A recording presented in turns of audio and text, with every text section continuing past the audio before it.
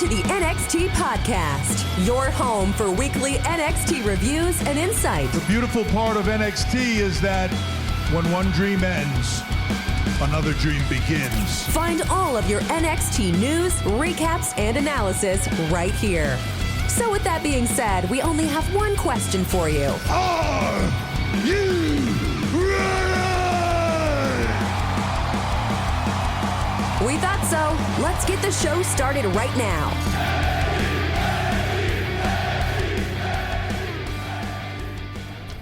Ladies and gentlemen, welcome back. Welcome back to the NXT Podcast. I am your host. My name is Zachary Smith. As always, here with you on time. Look at me go. I don't remember how many weeks in a row now, but it feels good. Feels good to talk about NXT from this week. Was it an eventful show? It was not. Was there some fun stuff there? Absolutely was. I'm excited to talk about it. Before we get started, couple of housekeeping things here. First, you can always find me on Twitter. I'm at ZachNXT. That's at ZACHNXT. Talking wrestling, other fun stuff over there. In addition to this show, I am also the host of a show called Random Wrestling. Now, you can find that podcast anywhere you find this one. What's Random Wrestling? I heard you ask, because I can hear what you say too. It's fun. That's a show where I randomly select a WWE pay-per-view and pay-per-view year to talk about. Now, we've already talked about Hell in a Cell 2019. That's The Fiend and Seth Rollins. That one was fun.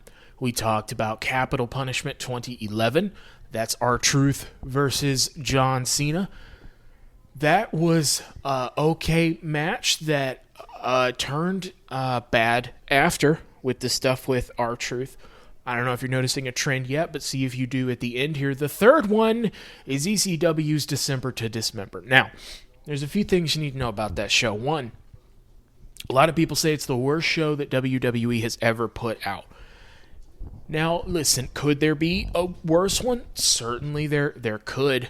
If there is, I don't know what it is. That's the first thing you need to know. The second thing you need to know is the dang least that you could do is go over and listen to that. Because if I had to watch that godforsaken show for your entertainment, somebody better listen to it.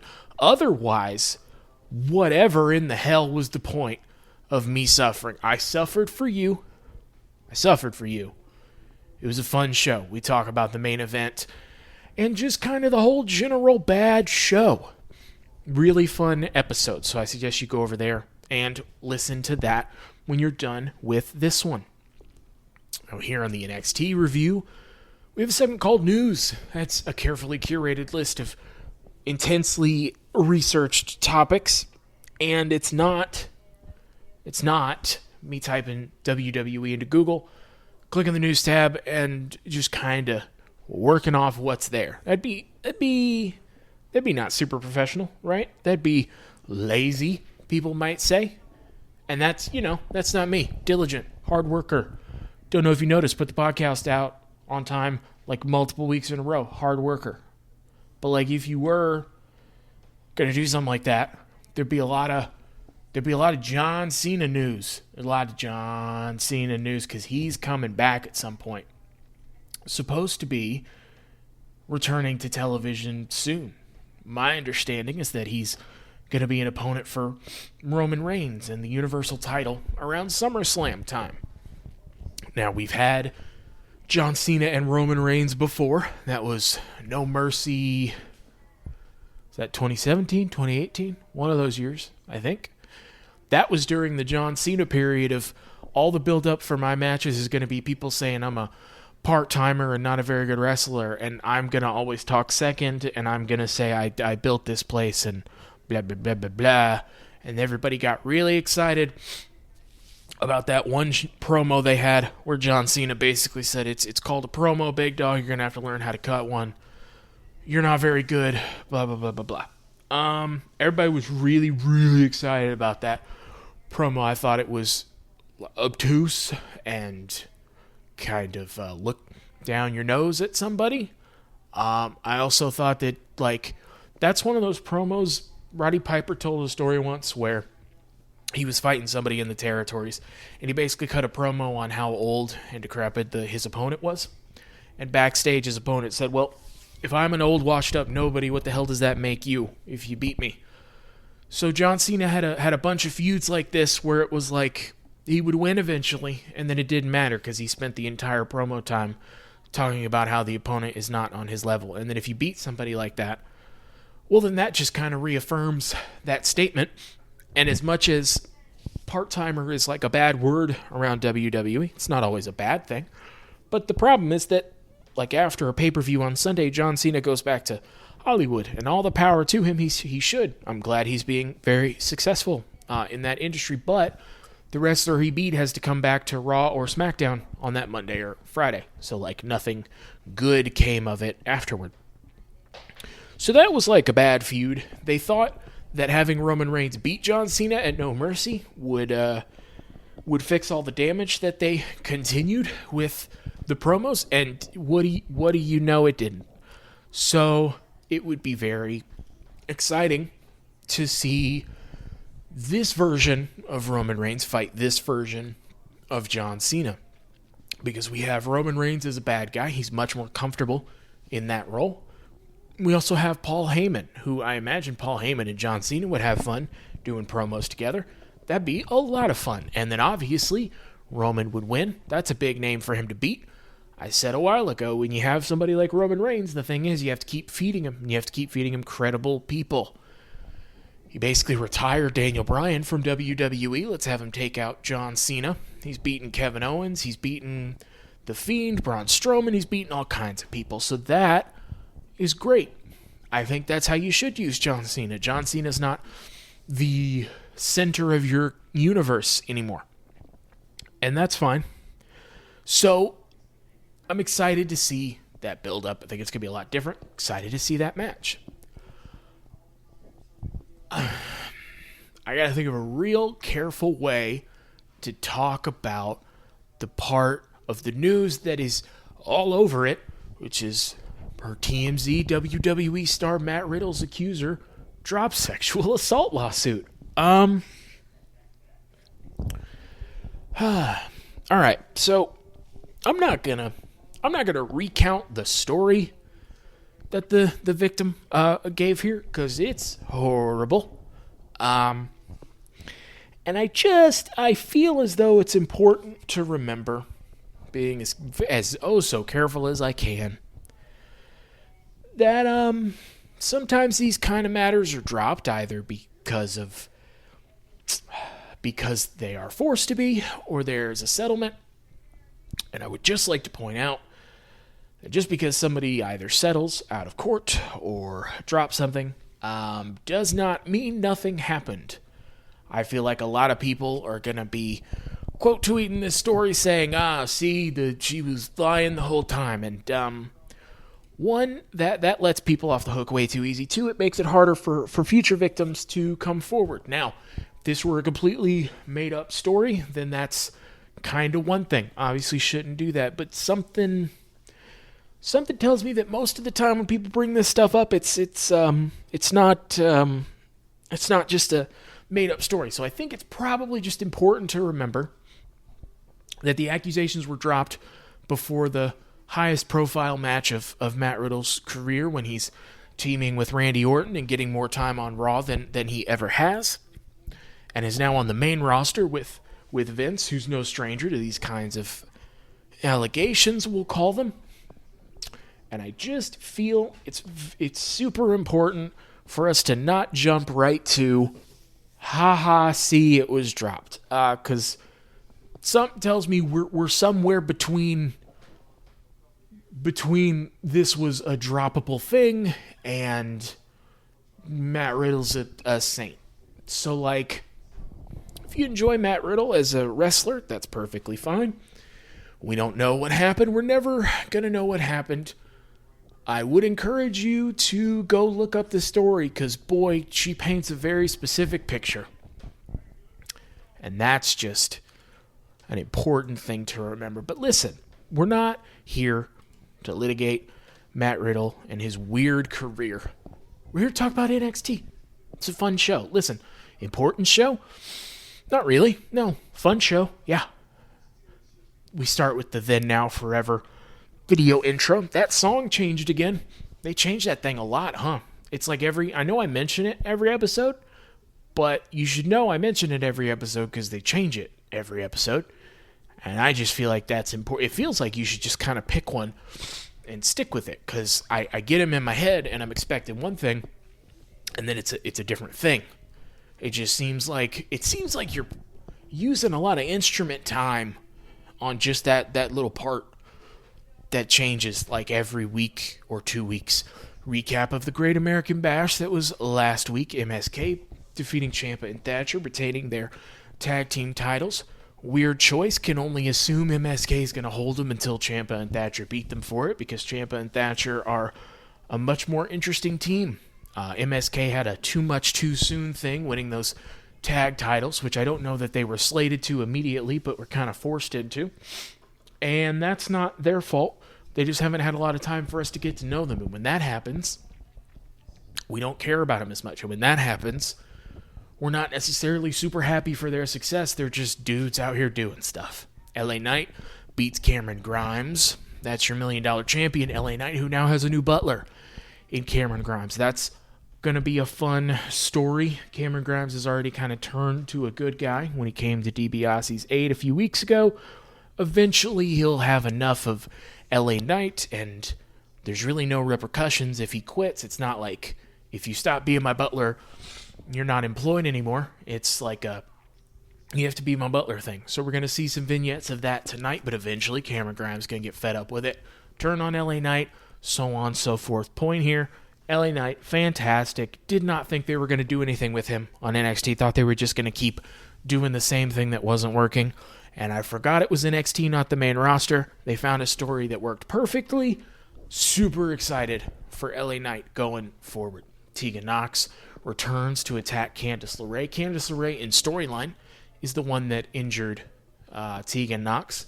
In reality, Tegan Nox, I think it was in a match, I don't remember, tore her ACL for the third time in, 3 or 4 years, I think? I want to say one of them was when she was like a teenager, and then she had one in the women's tournament years ago, and then she had this one. Tegan Nox is cool. Tegan Nox seems like she'd be super fun to hang out with and like talk about Captain Marvel with. She seems really cool. I've seen her on a lot of interview shows or like The Bump, stuff like that.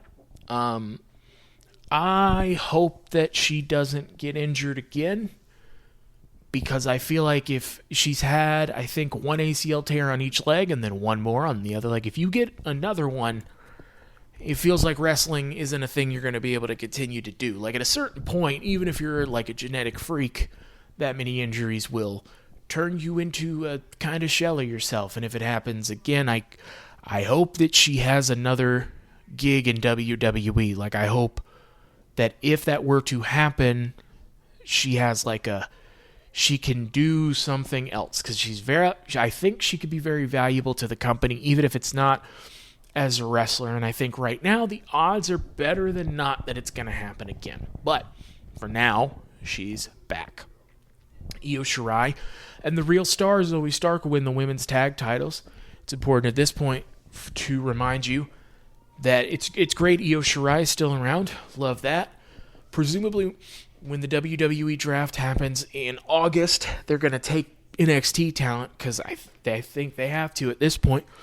And it would be weird to not take Io Shirai, because she's the best woman on the roster. So you would think this is going to be kind of a short-term thing. Also important to note that they really see something in Zoe Stark. And I hate to keep doing the same spiel I do, but this is nothing against Zoe Stark, the person, or like the professional. I don't see it, man. The only great thing about Zoe Stark thus far that I have seen or heard is how great they keep telling me she either is or is going to be.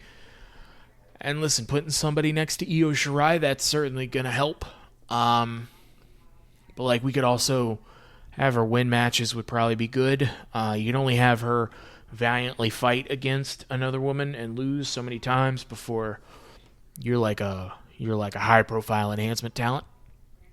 Also, important to note, as this is the NXT Women's Tag Titles, it's important for me to remind you that these are a consolation prize created by in-storyline William Regal, because Dakota Kai and Raquel Gonzalez got screwed over in a match with Nia Jax and Shayna Baszler.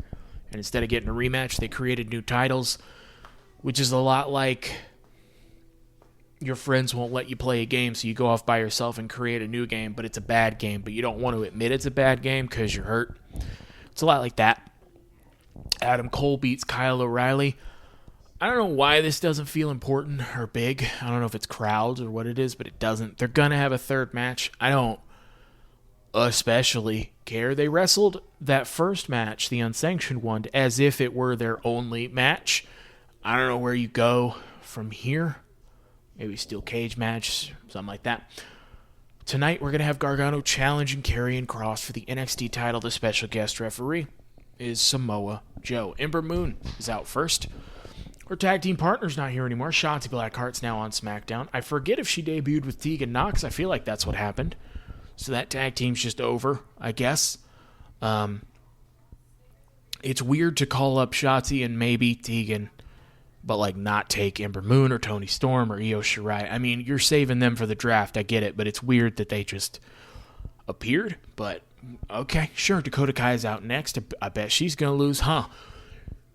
Her buddy Raquel Gonzalez is with her. It's easy to forget that she's the NXT Women's Champion, even though she's always wearing the title, because she's still the Diesel to Dakota Kai, Shawn Michaels in their dynamic. And it's weird to have the bodyguard already be the champion, because now they're just the bodyguard with hardware around. And Dakota Kai never seems interested in the title, and Raquel never seems disinterested in Dakota, and so we just keep doing this, and eventually something's going to happen, surely, but it feels like we're waiting too long.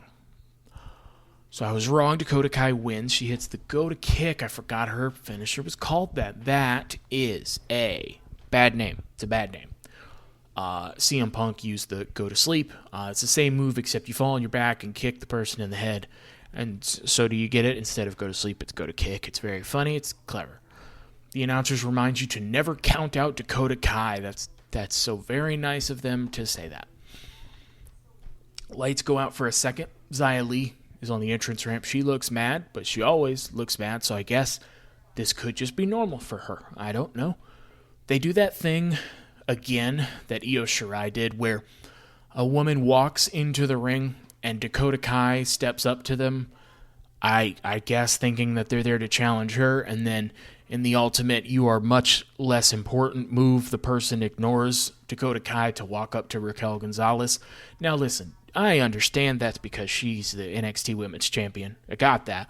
But it is very funny to just watch women just walk by Dakota Kai, and then Dakota Kai just kind of stands there looking more hurt than mad, really. So Xia challenges Raquel for the women's title. Raquel accepts. So that match will happen at some point. That would be a fun match. I think Raquel would still win, but that would be fun. So I don't know if that's going to be like a next week thing or if it's going to be a takeover thing, but we'll see. Vignette video of LA Knight at home. He's very excited that he has a butler. He says to his friend on the phone. Cameron Grimes rings the bell, tells his friend that he's late, goes to the front door. Cameron Grimes is kind of mad, but says his word is his bond, so he's here to clean first. He has to get a haircut and a makeover. I'm almost certain they did not actually give him a haircut. Seems like they put his beard down a little bit and pulled his hair back. They showed clips of somebody faking cutting his hair, and then they just pulled it back.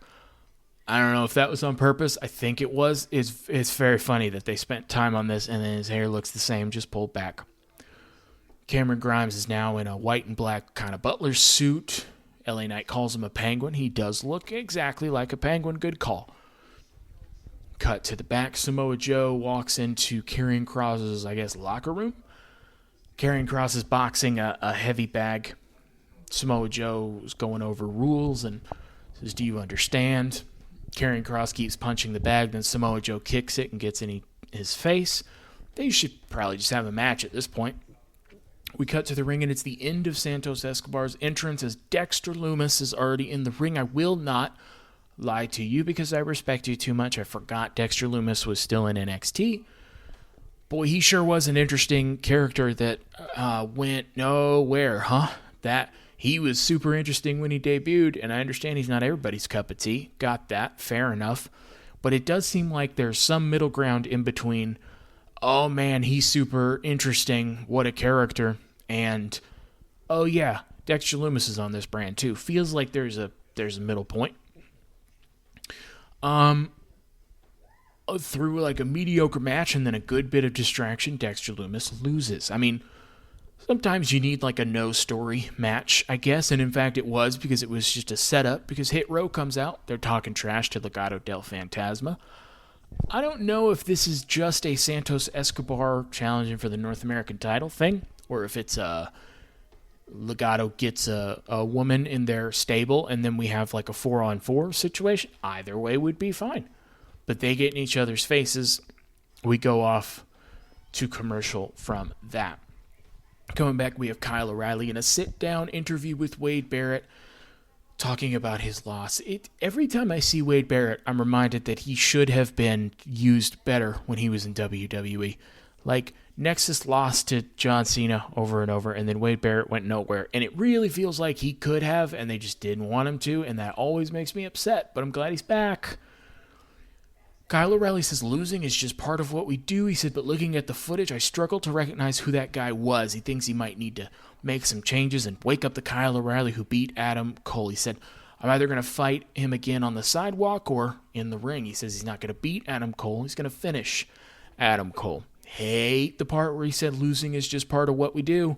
That's part of the reason people dislike John Cena so much, because he would lose matches and then, for all intents and purposes, say it's no big deal. He turned it around at the end, but it's just not ideal. And then Adam Cole's going to talk later, and his is going to be better because Adam Cole's a much better talker. And it feels like we should find a way around that, but we're not gonna. That might be some of why this doesn't feel as big. Cameron Grimes is told he needs to walk behind LA Knight as he is his butler. That seems proper. LA Knight asks him to mow his gigantic lawn.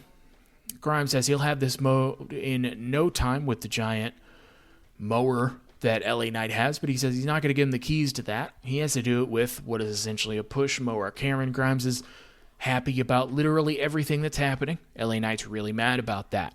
That's funny. Didn't see that coming.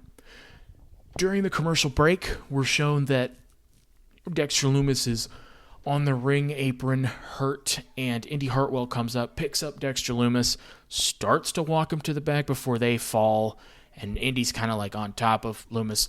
This is still weird, and I hate it. It's a creepy story. It's bad. It's a bad message. It's not interesting. It's bad. They're about to kiss, and then Candice LeRae comes out and kind of pushes Indy off and brings her into the bag because she is a good friend, and she gets booed, and she shouldn't have, because that's what a friend should do. So we're going to continue this story. And boy, I just wish we wouldn't, you know? I forgot, but we have Duke Hudson coming out for the first match in this NXT Breakout Tournament. Duke Hudson's a big English dude. He had a good vignette earlier. He's like 6'5", 270, so Vince McMahon is gonna love him. He seems interesting. Seems like he would be a good promo. I'm not sure. He has a cool theme song, so we're checking boxes. This is how we're doing it. To this point, I noted that I cannot tell how old Duke Hudson is. I believe when I looked it up, he's actually 32. I would have believed anywhere from like 28 to 50. It's weird. That doesn't happen a lot, but he's 32. He looks like he could be younger or much older. Ika Majiro is his opponent. He's a smaller dude. He wrestles in wrestling gear and a jacket, like a blazer or suit jacket, and he seems very happy all the time. He also has a good kind of poppy theme song. It fits what his character is very well. Seems like it would be hard to wrestle in a jacket or a blazer and very uncomfortable. Like, it'd be hard to get a full range of movement there. Also, again, very uncomfortable. Like, I've worn a suit jacket before, and it seems like if that were on your skin, especially while you were like sweating, would just be a nightmare. But here he is. obvious to point out, but Duke Hudson's a really big dude. Jiro was trained by Tajiri and the Great Muta, so naturally he does the tarantula to Duke Hudson during the match. Good homage paid there. Listen, I'm going to get off the jacket in a second, but that is a really cool jacket. I wish that I had that jacket, not to wrestle in, but just in life. It's a cool jacket. That's the last thing I'm going to say about the jacket. Duke wins with you know what? I couldn't think of the name of the move when I was writing it down. It's the Black Hole Slam that Abyss used to do in TNA. That's what it is, where the guy runs at you and you kind of catch him chest to chest and spin and slam him down. Boom, Black Hole Slam. I knew I'd get it. These two dudes are good. Duke Hudson could be a star if they use him right. I actually think Jiro could be as well. I think Duke Hudson is more what NXT, or rather WWE, looks for in a traditional main eventer. And by traditional, I mean big white dudes who speak English to their liking. I think Jiro could be really, really good. I have no historical or optimistic inclination that they will do anything with Jiro that's not hard to watch. But again, if he was used right, it'd be great. We get a recap again for some reason to remind you that Io Shirai and Zoe Stark are the NXT Women's Tag Champions.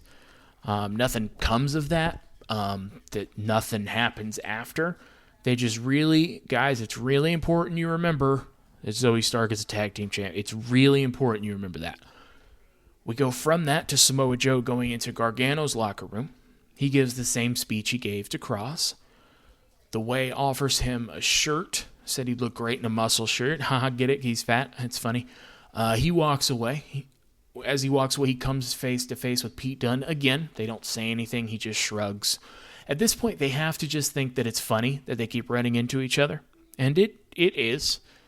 I don't know if Samoa Joe's going to be like a full-time performer or if we're going to do this gimmick of he's the enforcer that only fights when provoked. If that's the case, obviously Karrion Kross is first.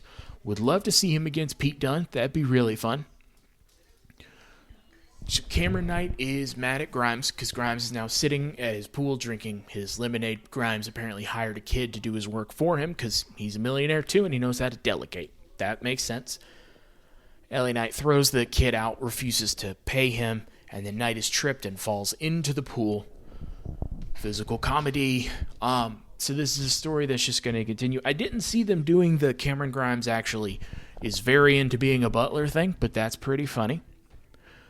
We cut to Adam Cole from there, making his entrance.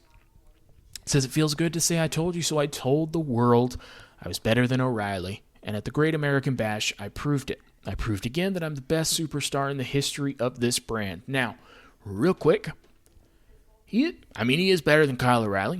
He's a much better promo. He's probably not much better in the ring, but he's more consistently excellent, I guess, because he's been put in those positions more. Again, we should really stop having them do like promos on the same show because it's really taken away from O'Reilly. He's not the best superstar in the history of NXT, but he's up there, probably. Like Finn Balor's in there. Who else is in there? Shinsuke Nakamura and Samoa Joe for a time were. Kevin Owens was really good. He wasn't there very long. Neville was really good for a time. Bo Dallas was good. I'm not sure. It feels like Finn Balor's still the best with the second run, but he's really close. He said, in fact, O'Reilly's first victory doesn't count because it was an unsanctioned match. Bad guy's making good points. He says, Kyle, if I were you, I would reconsider that rematch because we both know I'll embarrass you again. It's important to note, Adam Cole's getting cheered through this because Adam Cole's a great promo and is turning himself unintentionally into a good guy. So, says he wants to talk about Samoa Joe now. He's mad that Samoa Joe choked him out and left him the other week in Kyle O'Reilly's knee lock. Also, again, fair enough, I'd be upset too. Basically said he's a security guard in a suit. So I guess we're setting up a bunch of potential matches for Samoa Joe. By the end of the show, very obviously, Karrion Kross is one of them. Pete Dunne would be the other. Maybe Johnny Gargano would be another. Adam Cole would be another. I'd like to see all those matches, please.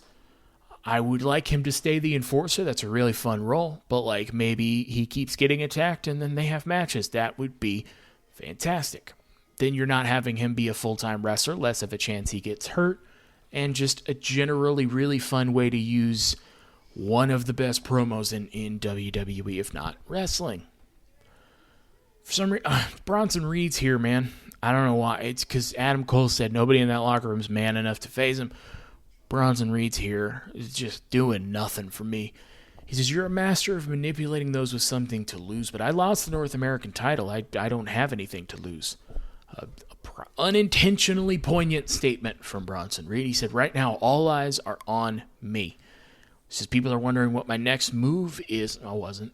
People consider you NXT's golden boy. I consider you my golden opportunity. Do you get it? It's wordplay. Our writers are very clever. Cole goes for a super kick. Bronson Reed catches it, knocks Cole out of the ring. Samoa Joe's out in his ref gear. It's funny to see him with his theme song with ref gear walking out. Takes a second to stare at Adam Cole, then walks in the ring. Didn't realize that was because the main event was now, because then Gargano makes his entrance, then Karrion Kross. Now here's the thing. Karrion Kross has already been on main event. He's going to go to the main roster at some point. When's he lose the title? He's been brought on to main event, I assume, to see how he works in the quote-unquote WWE style. And like with a stripped down entrance, no Scarlet. So they're like preparing to have him on the main roster. So like now it's interesting because all his title matches are heightened because at some point soon, whether it is now or August, which is when the rumored WWE draft is going to be, and there's no way they're not taking talent from NXT. They have to. They need something. Now, on the main roster, what we don't need to do is like make a better TV show. What we need is to keep the same bad writers, and more importantly, like Bruce Pritchard and Vince McMahon making decisions, but we need them to make bad decisions about new people, because that is how you fix problems. So whenever he comes up and is inevitably not as good as he should have been, he's going to go to Raw or SmackDown. Bless his heart. Fans immediately chanting for Johnny Wrestling, and a much, much smaller group chanting for Kross. Joe raises the title before the bell can ring. Johnny hits Kross. Only like 12 minutes left in the show. That's not enough time for a good championship match. Johnny once said that he needs like at least 20 minutes to get into the groove of a match or something like that. He doesn't like wrestling less than 20 or 30 minute matches. So 12 minutes will probably be fine. They're outside the ring. Joe would very much like them to get back in said ring. Joe's also counting real slow and having a lot of trouble keeping his earpiece in his ear. These are the hard-hitting details you come to this podcast for. Kross drops Johnny right on the edge of the announce table. That has to be the worst part of the announce table to hit, right? A little more back and forth than I thought this match would be, which is actually a great thing. Kross needs these kind of matches. We've seen him destroy people enough. Now have good wrestling matches. Kross has the choke locked in. Johnny gets to the ropes, but Karrion Kross will not break the hold. Then Samoa Joe shoves him off. They go face to face. Kross is outside the ring beating up Johnny. He gives the Samoa Joe the up yours gesture with both your arms kind of thing, which is it's a rude thing to do, especially to a sanctioned official. You shouldn't do those kind of things. You should be nicer. Kross is going to use the steel steps. Joe pulls them out of his hands. They get in each other's face again. I wish there were crowds here, because without crowds freaking out every time that happens, all I can think is, feels like we're doing the face-to-face thing like too many times in one TV show. But crowds would be going insane for this, and I wish they were here. Kross hits the club to the back of the head, then 3 power bombs, then a back suplex. Don't know why he didn't pin him after that. But then he looks at Joe, smiles, hits one more club to the back of the head. Joe counts to 3, and Kross laughs in his face. Important note, Joe looks at the title for just a second before handing it over to Kross. Reminiscent of when him and Finn Balor won the Dusty Classic and Joe couldn't keep his eyes off the title. I just looked for that with Samoa Joe because he's a genius and looked at it for just a second longer than he needed to. They're face-to-face again. I'd like to just see this match, please. Didn't think we were doing it already because Joe goes to leave and Kross puts the choke on him. Joe fights for a second, but then he's choked out. So, now Joe has been provoked and is probably going to kill Karrion Kross next week. That should be fun. You know what else is fun? This podcast. I had a lot of fun talking about NXT this week. I'm excited to see Samoa Joe, especially next week. You can catch me here to talk about next week's show. Same time, same channel. Again, also, you can find me over on Random Wrestling, anywhere you find this podcast. What probably terrible show am I going to have to talk about next? I don't know, man, but come enjoy me suffer through it, I guess. Again, check out December to Dismember. If I had to go through it, we have to go through it. And check me out on Twitter at ZachNXT, at ZACHNXT. In the meantime, that's it for NXT. That's it for me. I've been Zachary Smith. You have been fantastic. Thank you for listening.